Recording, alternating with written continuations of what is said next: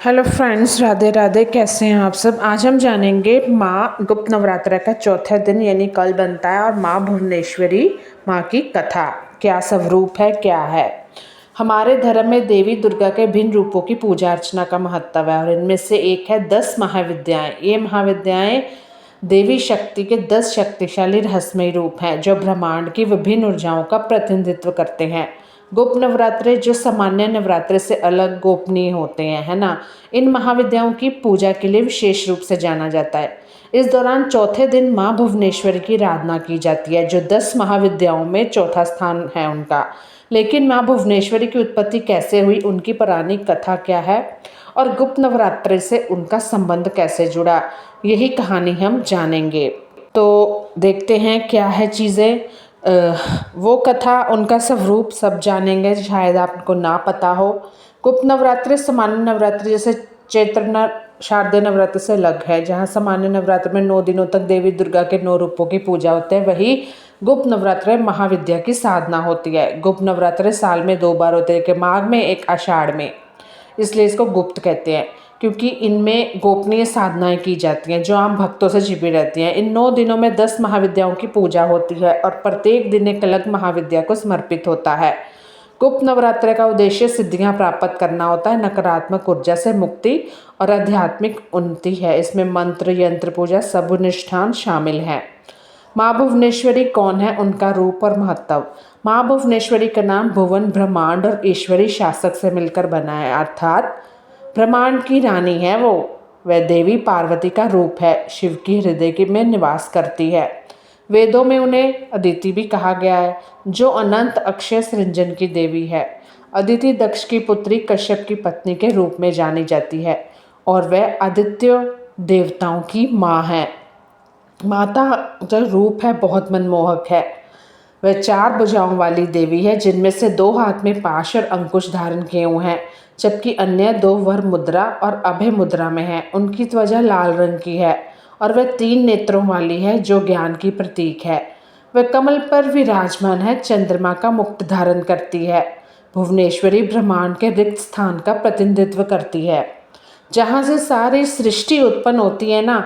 वह सृजन, पालन, संरक्षण की देवी है माँ, और उनकी पूजा से भक्त को बाधाओं से मुक्ति, आत्मविश्वास, संवेदनशीलता और जिम्मेदारी की भावना मिलती है। भुवनेश्वरी का यंत्र 16 पंखुड़ियाँ वाला है। जब भगवान ब्रह्मा ने सृष्टि की रचना की तो उन्होंने ऋषियों द्वारा दिए गए सोम यानी अमृत से सूर्य को शक्ति प्रदान की। उस समय की मुख्य शक्ति त्रिपुर सुंदरी थी जिन्होंने सूर्य को 3 लोक बनाने की शक्ति दी। सूर्य को शक्ति देने के बाद देवी ने एक उपयुक्त रूप धारण किया और तीनों लोकों को व्याप्त कर निर्देशित किया। यह रूप को भुवनेश्वरी का अर्थात दुनिया की देवी, ये था रूप उनका। अब भुवनेश्वरी को ब्रह्मांड की रानी कहा गया है जहाँ से सारी सृष्टि निकलती है। वह रिक्तता के सृजनात्मक रूप जो सृष्टि को जन्म देती है उसे बनाए रखती है। शिव पुराण अन्य ग्रंथों में भी उन्हें शिव की शक्ति के रूप में वर्णित किया गया है। एक अन्य कथानुसार जब शिव ने सृष्टि को बनाए रखने के लिए एक शक्ति की आवश्यकता महसूस की तो माँ भुवनेश्वरी प्रकट हुई। वह शिव के द्वारा हृदय से निकली और ब्रह्मांड को अपने अनंत में समाहित कर लिया।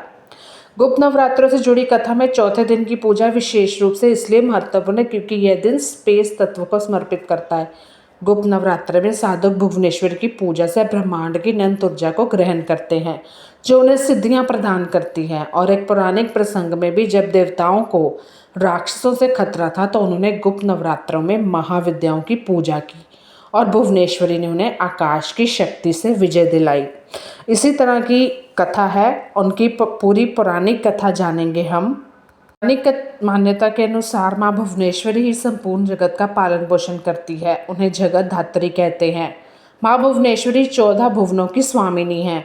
माँ को भगवान शिव की सखी माना गया है। माँ भुवनेश्वरी की पूजा लाल रंग के पुष्प, नैवेद्य, चंदन, कुमकुम, रुद्राक्ष की माला, सिंदूर, फल आदि से करनी चाहिए। पूजा के बाद कथा का पाठ करना चाहिए। सिंपल पूजा कर सकते जैसे अब नवरात्रों में करते हैं। पुरानी कथाओं के अनुसार काल की शुरुआत में ब्रह्मा, विष्णु, रुद्र जगत की संरचना प्रारंभ कर रहे थे। एक उड़ता हुआ रथ उनके सामने आया और एक आवाज में उन्हें रथ में बैठने का आदेश दिया। जैसे ही त्रिदेव रथ में बैठे ये मन की गति से उड़ने लगा और उन्हें एक अजीब से स्थान पर ले गया। यह स्थान असल में रत्नों का द्वीप था, जिसके चारों तरफ अमृत का सागर और मनमोहक आकर्षक जंगल थे। जैसे ही त्रिदेव रथ के बाहर उतरे वे स्त्री स्वरूप में बदल गए। उन्होंने उस द्वीप का अच्छी तरह से मुआयना किया और वहाँ उन्हें एक शहर मिला। और वो शहर कौन सा था? उस शहर के चारों तरफ सुरक्षा की नौ परतें थी और इस शहर की सुरक्षा उग्र स्वभाव के भैरव क्षेत्रपाल मातृका का और दिग्पाल कर रहे थे। जैसे ही वे शहर के अंदर गए, शहर का सौंदर्य और विकास देखकर मंत्रमुग्ध हो गए। आखिरकार वे शहर के अंदर स्थित मुख्य राजमाल के पहुंचे, जिसका नाम चिंतामणि गृह था और जिसकी सुरक्षा योगिनियां कर रही थी। यह शहर त्रिपुर था, देवी भुवनेश्वरी की राजधानी, जो मणिद्वीप की रानी थी। जैसे ही त्रिदेव महल के अंदर घुसे, उन्हें देवी भुवनेश्वरी के दर्शन हुए। उनकी छटा लाल रंग की थी, उनकी 3 आंखें 4 हाथ थे तथा उन्होंने लाल रंग के आभूषण पहने थे। उनके शरीर पर लाल चंदन का लेप लगा था और उन्होंने लाल कमल की माला पहनी थी। बाएं हाथ में उन्होंने अंकुश और पास पकड़ा था तथा दाहिने हाथ से वो अभय और वरदा मुद्रा दिखा रही थी। उनका मुकुट चंद्र रूपी मणि द्वारा सुसज्जित था। वह त्र्यंबक भैरव की बाईं गोद में बैठी थी, जो श्वेत वर्ण के थे। उन्होंने श्वेत वस्त्र पहने थे, उनके बाल उलझे हुए थे और उनके सिर के ऊपर अर्धचंद्र एवं गंगा नदी थी। उनके 5 चेहरे थे तथा हर एक चेहरे में 3 आंखें थी।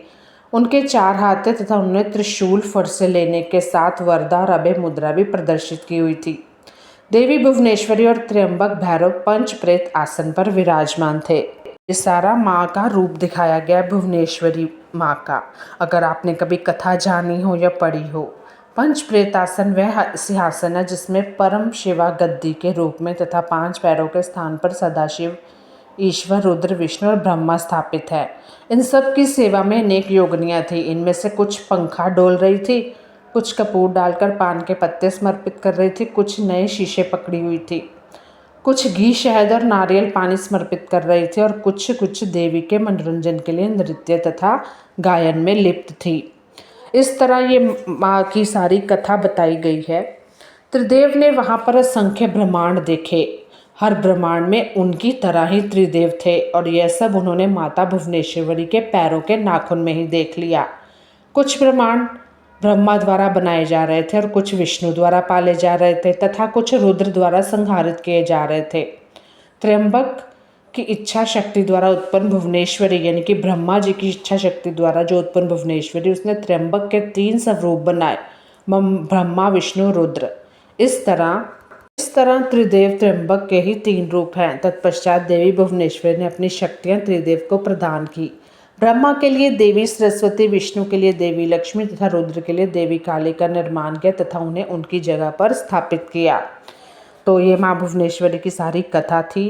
तत्पश्चात ब्रह्मा और सरस्वती ने मिलकर एक ब्रह्मांड रूपी अंडा बनाया। रुद्र और काली ने इसे तोड़ा, जिससे पंच तत्व स्वरूप में आए। इसके बाद 5 तत्व का उपयोग कर ब्रह्मा और सरस्वती ने संपूर्ण ब्रह्मांड की रचना की तथा विष्णु और लक्ष्मी ने इसके पालन पोषण का हर कार्य किया। अंत में रुद्र और काली ब्रह्मांड की समाप्ति की ताकि सरस्वती और ब्रह्मा पुनर्रचना शुरू कर सके। तो ये थी गुप्त नवरात्र की चौथी कथा। धन्यवाद।